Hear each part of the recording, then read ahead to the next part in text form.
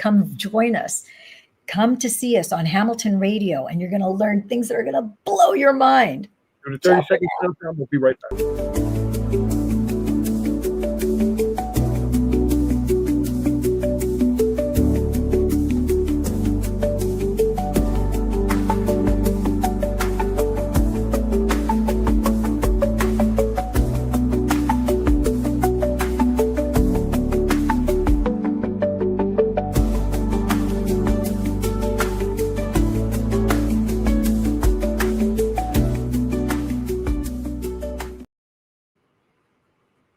Well, it's another great night, ladies, here in New Jersey. Of course, I'm Doc G, the owner of Hamilton Radio and Ironhorse Films, bringing you again another great show called Discussing the Patches Live with our favorite people, Ann Ziegenhorn, STEM activist, specialist, and Dame Lillian Walker, light therapy patch specialist, and their phone numbers and everything will be on here very soon. Welcome, ladies. This is for information purposes only, but it also may not be, as well as entertainment purposes. Welcome, ladies. Hello, hello. We're so happy and excited to be here, Doc G. So thank you for having us on Hamilton Radio. And for our viewers on TikTok, I want to encourage you guys to go to YouTube, go to Hamilton Radio. You're going to get intel on so many different fronts that it's going to blow your mind. So back to you guys on Hamilton Radio. I just wanted to say, I know we have two incredible people that are going to come on and they're going to share their extraordinary transformations that the only way I can really even begin to describe it as they're of biblical magnitude. It's not normal in the regular world out there to see these type of transformations. And so Ann happens to be on the East Coast. We've got full global coverage here. We've got Ann in Florida, myself in California, Doc G is in New Jersey. And Ann, are we going to start up with Barbara first or with Cesar? I think we're starting off with Barbara. And Barbara, is Barbara already on backstage, Doc G? I do not see her yet, no. You don't see her yet? Okay. So let me tell you first what this special technology, so just come back to me. We're going to rewind the videotape back to about 21 years ago. What happened 21 years ago? Let me tell you. There was a scientist by the name of David. It's actually David Schmidt, who was approached by the Department of Defense. And they said, David, we want you to create all sorts of energy solutions for the Department of Defense. Will you come under contract and start to create those? Because they had been following him, seeing the things that he had been inventing already. And they were pretty impressed with what they were seeing. There wasn't, he was a solutionist without a shadow of a doubt. Long story short, he started creating technology that solved energy problems that they were facing at the time. And then they came to him and said, listen, David, our Black Ops Navy SEALs, they're the frontline defense for the country against, attackers and the enemies all over the world. And these are the biggest, strongest people that we have, the most intelligent. However, they're humans. And so sometimes their energy runs low. And what we do is we give them amphetamines, we give them uppers, and we give them energy drinks, which works really well, actually. However, it's very harsh on their body. And when the effects wear out, they crash. We can't have them at any point having a low. We need something that's more natural, that's more beneficial to the body, things that are going to be good for them long term. Is there any way you could invent something, some sort of energy solution that's not so invasive and caustic to their bodies, harsh to their bodies? And he's like, let me think about it. So as he always does, he's been praying and meditating since he was a little child, 4 or 5 years old, inventing things literally since he was 5. He comes from a family of inventors. He went into meditation and he had this incredible download, and he immediately ran to his lab to see if it would work. And lo and behold, it did work. And what he came up with, you're going to have to write this down. It's an organic nanotechnology. Now, don't freak out over the word nanotechnology, because it's not any kind of synthetic robot organism. No, your diamonds, when you have tiny diamonds that you could barely see, if they're just like a 1-point diamond, that's pretty difficult to see the edges of a little 1-point diamond, but when you put a cluster of them together, you could see them, right? And you could see them sparkle back at you.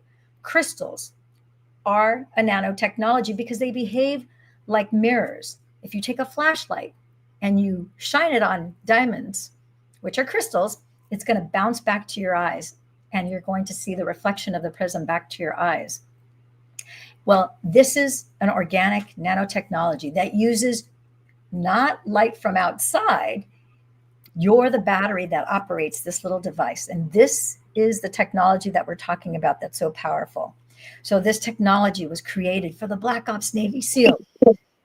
And I have friends who, and Anne knows some of them, but I have friends who have been in the Navy and in the military for over 40 years. One of them retired a couple of years ago. And he said, yeah, we kept on hearing about how not just the Navy SEALs, it was only the Black Ops Navy SEALs that had access to this technology, and everybody wanted to get their hands on it, but it was only issued to the Black Ops Navy SEALs.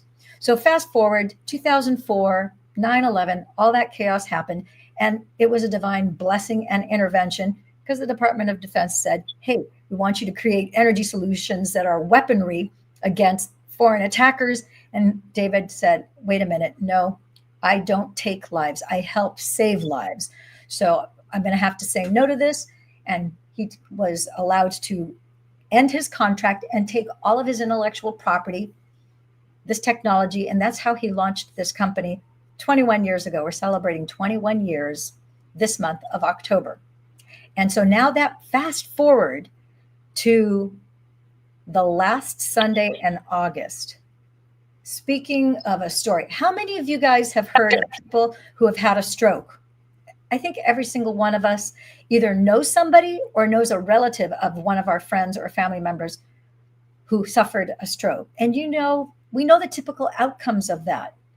But today, my friends and gems, I got to tell you, this gal who's here at the bottom, who's glowing, Barbara, believe it or not, she had this horrific stroke the last Sunday in August. I believe it was August 24th, which was a Sunday.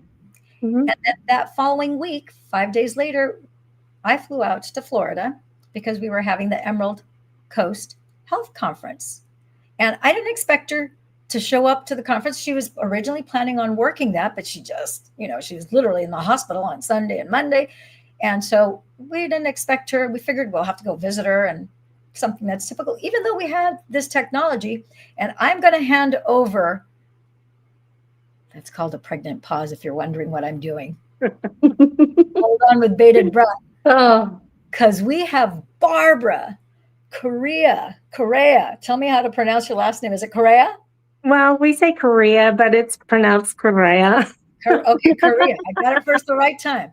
So yes. This is Barbara. So Barbara, take it from there. What happened? Tell them how things unfolded that Sunday, and then fast track us, because I know a day or two ago you had some exciting news, which is unprecedented, 6 weeks after your incident.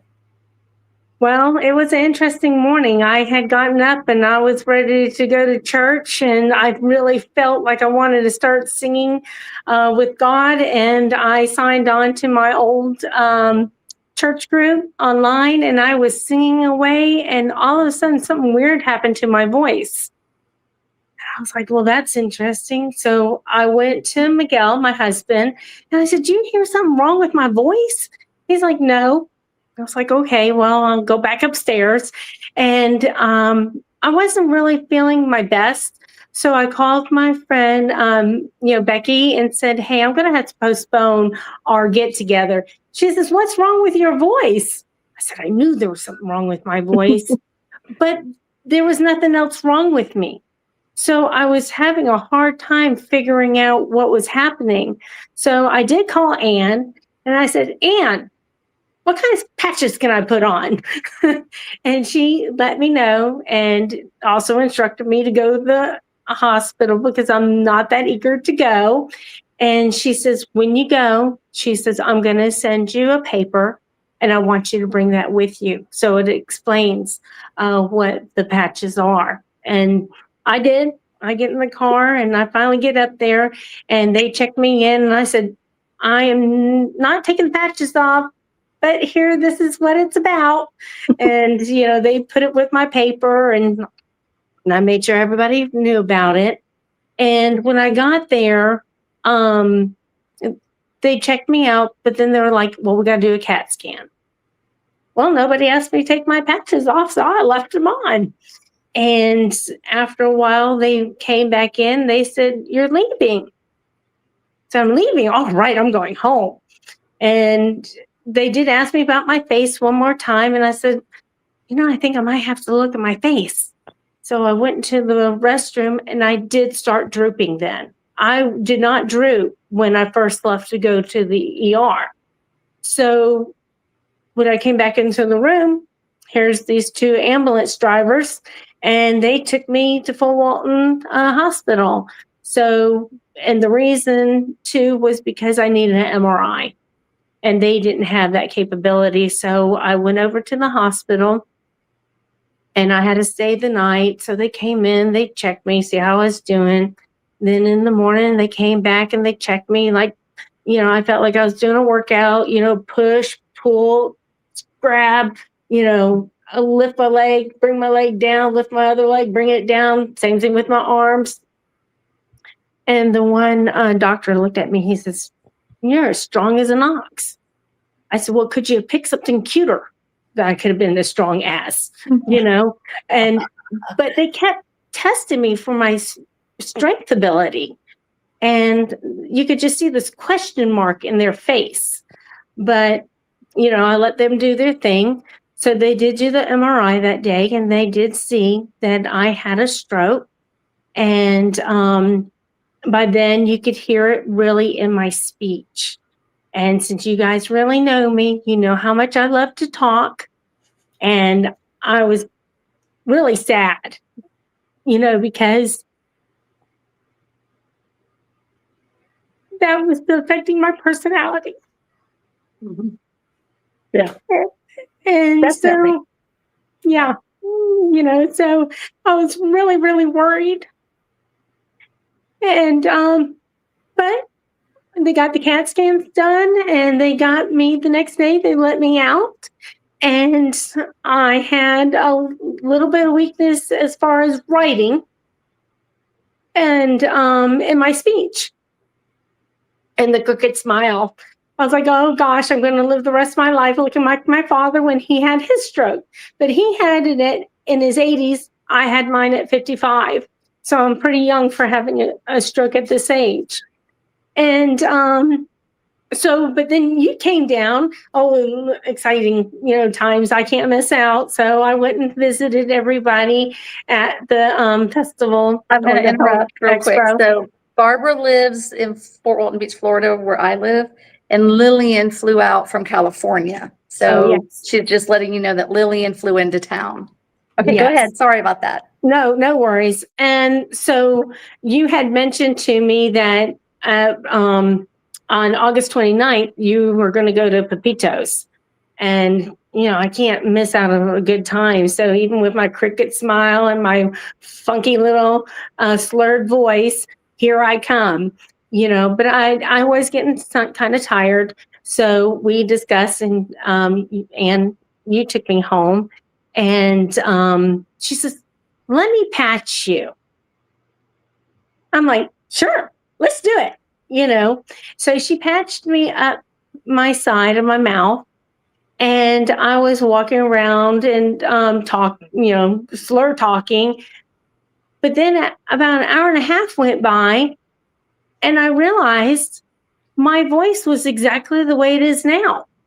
So in an hour and a half after being patched, my voice went to my considered normal. And I was going to make sure that all of you knew it. And I started dialing, and it was late. And I wasn't going to stop dialing until I got one of you to tell you or ask you to listen to my voice. Listen to it. An hour and a half ago, my voice was slurred, and now I was almost exactly normal. So Yeah, it was so crazy because at 9 o'clock, because we were still at dinner, and Yep. and rightfully so. Barbara's still recovering from a stroke. So she's like, I think I'm going to go home. And, she still had a little bit of that labored speech, and I'm tired. And we're like, go. The best thing for you now is to just rest, keep hydrated, and we'll see you, maybe tomorrow, the day after. So she left at 9:00 with Miguel. And then we were shocked when Becky answered the phone and put her on speakerphone. She goes, "It's Barbara." We're like, "She's up? It's like 10:30 at night. She should have been sleeping for at least an hour or more."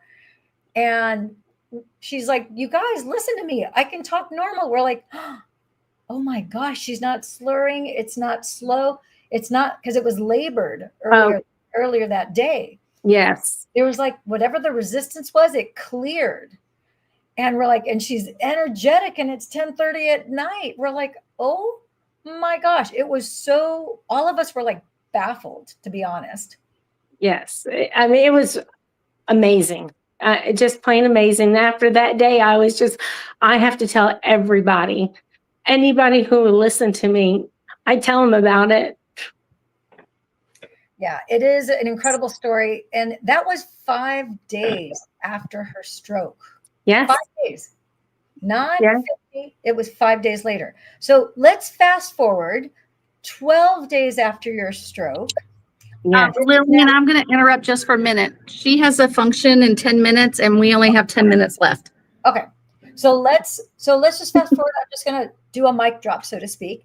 And 12 days later, because after this happened, she's like feeling so energetic.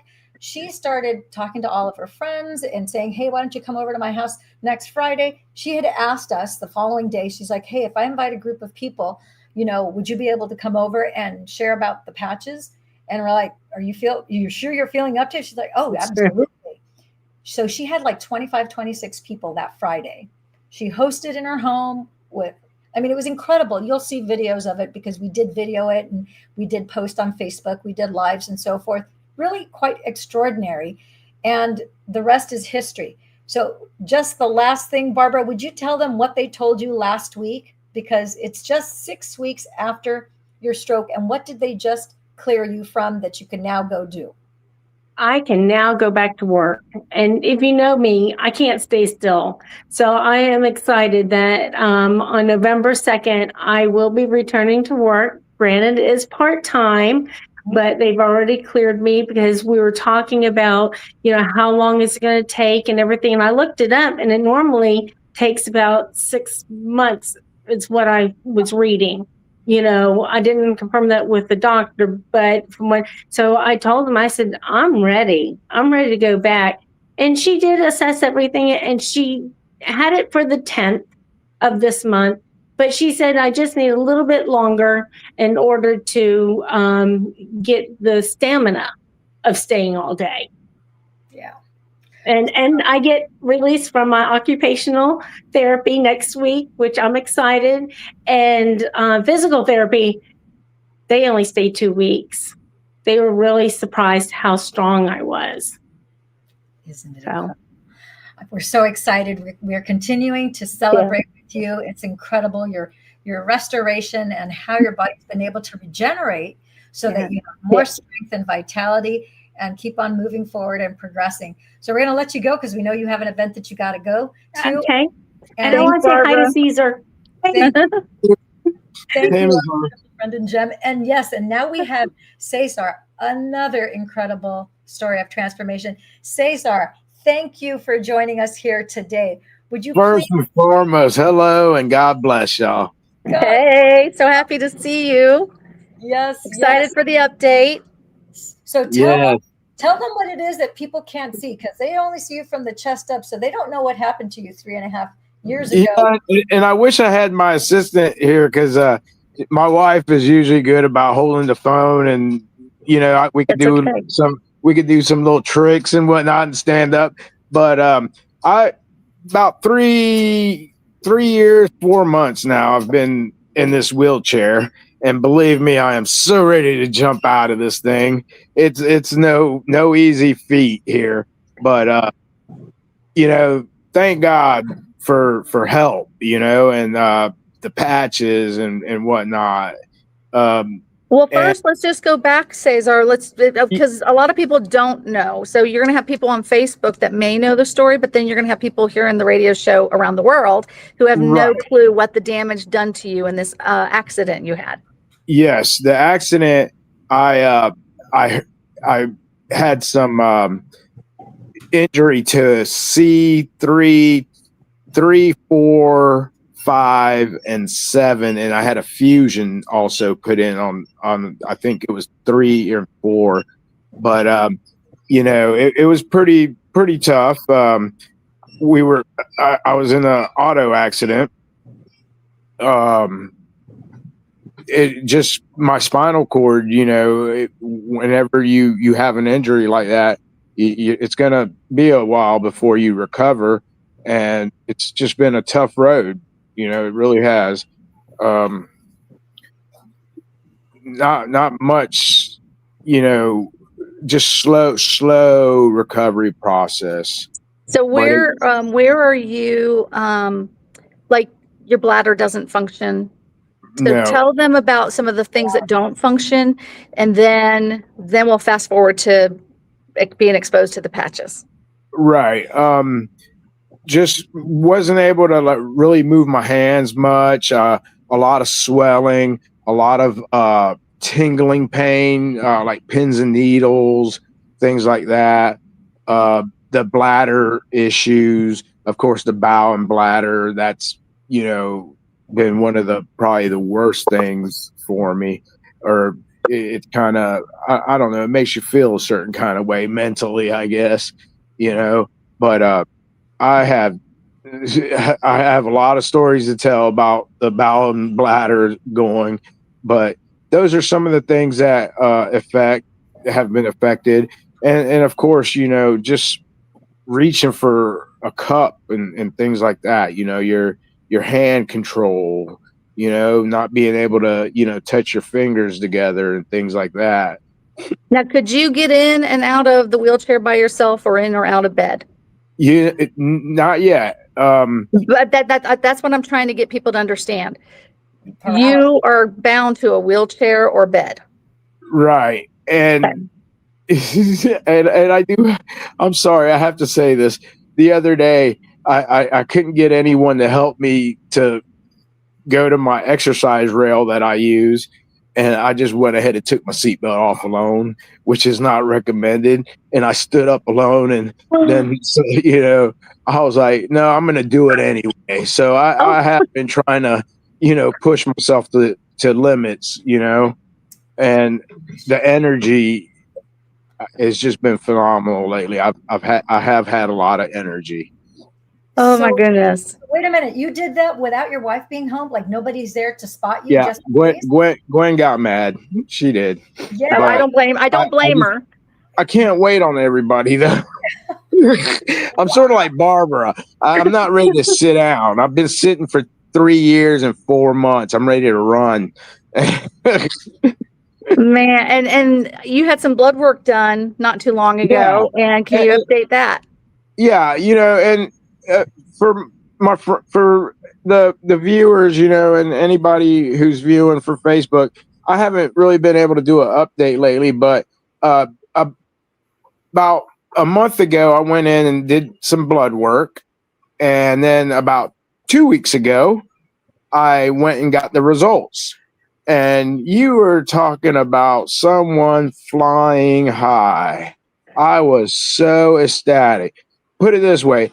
The doctor, my primary care physician, walks into the room, and I'm like, okay, there's something different about him. And the first thing he says to me is, okay, go home. You're cured. I'm like, wow. And I already knew that had the patches. I knew it was that. So my A1C went from a 7.5 to a 6. All right. And I was like, he was impressed. Good cholesterol up.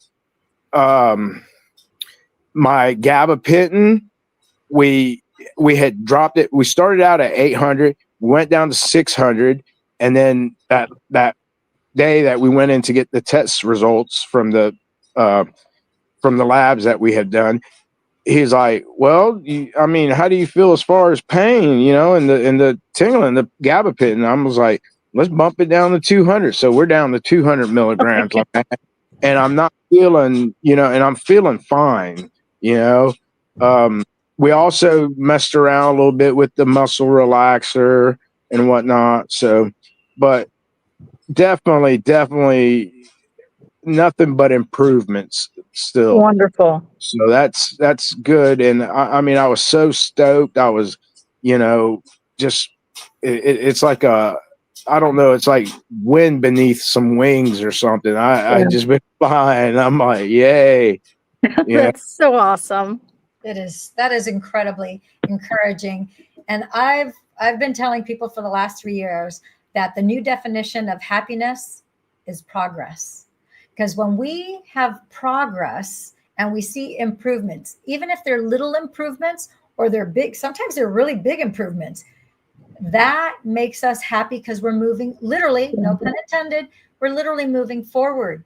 What's really demoralizing and depressing and frustrating and just soul crushing is when you have someone like Cesar, who was in a horrific car accident that rendered him paralyzed from basically from the chest down.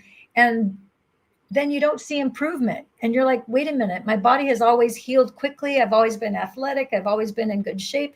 Oh, yeah. Why am I not repairing quicker? Why is this like, it's almost like you're stuck at a standstill and some things actually get worse before they get better. And you're like, how could things possibly get worse? And the first year, a year goes by and you're like, you're still in terrible pain. And now the second year goes by. It's been like 2 years and you're like, I'm still not really progressing. And then in Cesar's case, 1 minute. yeah, three. Wait, no, we have 1 minute left. Okay. To wrap it up, Yep. he basically got the little patch. Actually, he got the accumulation, a grouping of patches. Yep. And the rest is history. Now he is having monumental improvement. Progress is happiness. 2 seconds. If you haven't tried the patch, you owe it to yourself. If you have any kind of ailment, I'm a believer. Do yourself that favor. It's awesome. It is. Cesar, thank you so much for the update. We so appreciate you coming on. I appreciate you guys. For those of you in the United States, across the bottom here, you can text to the number 26786 patches and Z, and you'll automatically get connected to her to get more information and get started on the patches or to get your questions answered. For those of you who are outside of the United States, you can text this number above here. Even if you don't text, if you just want to leave a voice message, it is transcribed to us in a text and we'll get back to you. Just let us know that you saw us on Hamilton Radio and we'll make sure to get back to you. And thanks everybody and God bless. All right, take care. Ciao for now. Thank you, team. Bye-bye. Take care.